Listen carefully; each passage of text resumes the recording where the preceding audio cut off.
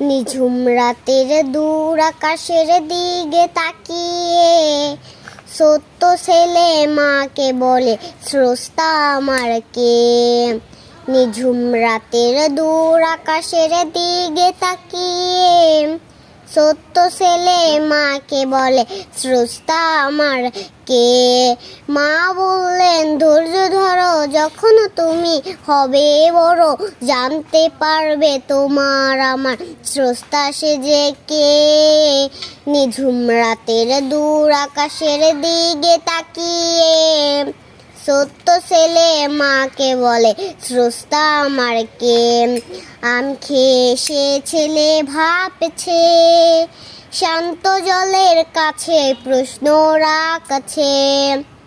আম খেয়ে সে ছেলে ভাবছে, শান্ত জলের কাছে প্রশ্ন রাখছে।